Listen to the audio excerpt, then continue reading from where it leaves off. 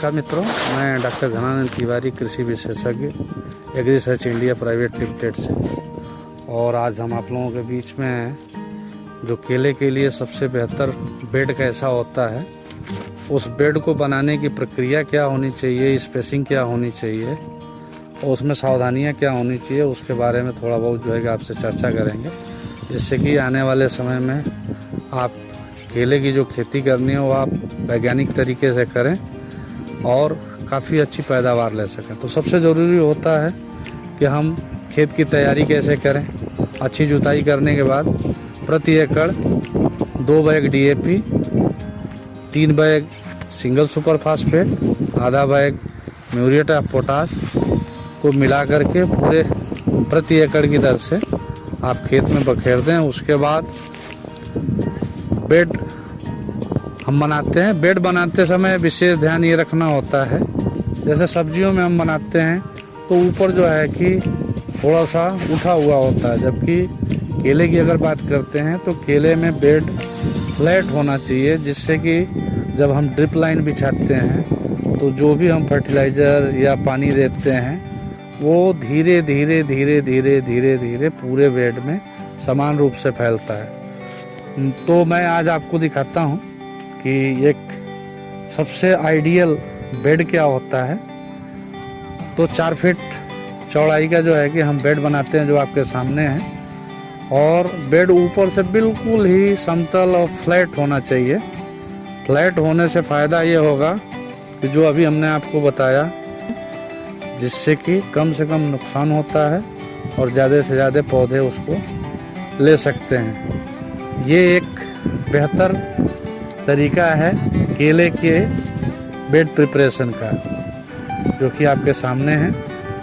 और इस बेड का सबसे बड़ा फ़ायदा ये होता है कि अगर हमें जो है कि रैटून क्रॉप लेनी है तो जो साइड के शकर्स निकलते हैं, तो अगले साल रैटून क्रॉप में उन शकर्स के सिलेक्शन में भी आपको आसानी होती है और भरपूर जगह होती है, जिसको सिलेक्शन करने के बाद ड्रिप लाइन आसानी से हम उसको लगा सकते हैं उसके पास में। और यूनिफॉर्म, जिसको हम कह सकते हैं कि रैटून क्रॉप में भी यूनिफॉर्म प्लांट ले सकते हैं और अच्छी पैदावार ले सकते हैं। बेड बनाने की प्रक्रिया, उसकी ऊंचाई चौड़ाई की बात हो गई। अब हम स्पेसिंग जो है कि सबसे बेस्ट क्या रखें, लाइन से लाइन और पौध से पौध। तो ये जो बेड बना हुआ है 8 बाई 4 के हिसाब से, यानी लाइन से लाइन की जो दूरी है वो 8 फीट है और पौध से पौध की जो बीच की दूरी है वो 4 फीट की दूरी है। और आपको इसमें दिख भी रहा है कि सबसे ज़रूरी ये होता है कि जब हम पौध लगाते हैं तो पौध लगाते समय विशेष ध्यान ये देना होता है कि जहाँ पे हम गड्ढा बनाते हैं, जहाँ पौध लगाना होता है, गड्ढा खोदने के बाद जब हम पौध रखते हैं तो जो मिट्टी बेड से गड्ढा बनाते हुए बाहर निकालते हैं, वो पूरी मिट्टी को पौध के चारों तरफ लगाते हैं। और विशेष ध्यान ये देते हैं कि जो मिट्टी हम पौध के पास लगाते हैं उसको ज़्यादा हम दबाते नहीं हैं, उसमें सिंपली यही करते हैं कि मिट्टी लगा के हल्का सा दोनों तरफ से दबा देते हैं, जिससे पौध सीधा रहे। जैसा कि आप देख सकते हैं कि जो लगाया गया है उसमें ऐसे ही लगाया गया है। आप देखेंगे कि इसको जब लगाया गया तो एक इस साइड से और एक इस साइड से ऐसे हल्का सा दबा देते हैं, जिससे पूरा का पूरा ये पौध सीधा हो और इस भरी हुई मिट्टी में पौध के पास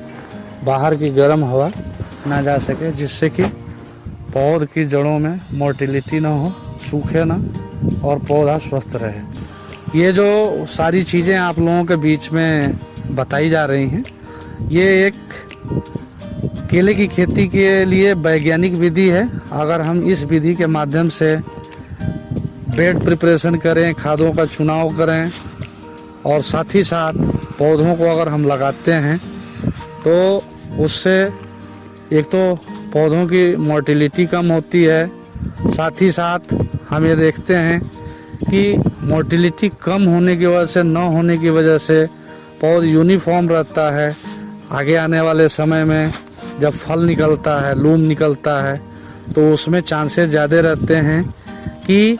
लूम एक साथ आते हैं, जिससे कि हार्वेस्टिंग करने में आसानी होती है। और अगले साल जब हम रैटून क्रॉप सेलेक्ट करते हैं तो उस कंडीशन में हमारे पौध सिलेक्शन वाले जो शकर्स होते हैं वो जिगजैग नहीं होते हैं, तो अगली फसल जो रैटून की होती है वो भी हम अच्छी ले सकते हैं और क्वालिटी पैदावार ले सकते हैं। धन्यवाद।